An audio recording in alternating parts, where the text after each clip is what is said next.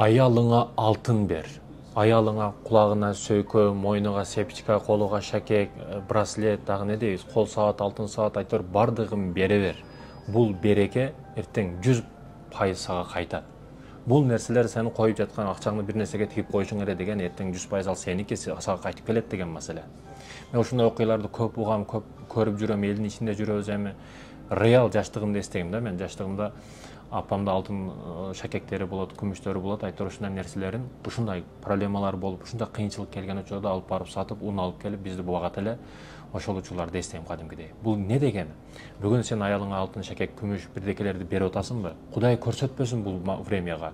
Эч качан түшүрбөсүн бул убакта Кудай таала. Бирок түшүп калыш деген нерсе бар да, түшүп калган учуруңда ошо аялың келип өмүрлүк жолдошум, күйөөм, мына шакек, мына алтын нерселер сатсаңыз ушунча нерсе болот, бизнесиңизге пайда болот, же мындай болот, ошо кардан чыгып кетебиз деп 100% аял келип ошондой кылат. Мен буга 100% гарантия берем.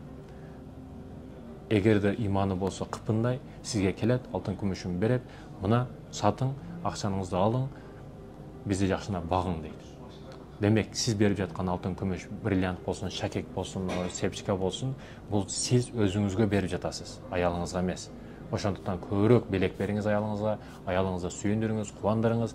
Биринчиден өзүңүзгө бакыт, экинчиден аялыңыз сүйүнтөс, үчүнчүдөн ал сизге инвестиция да. Аялдын кубанычка себепчи болосуз. Ал турат, ал көзүңүздүн алдында эле турат ал.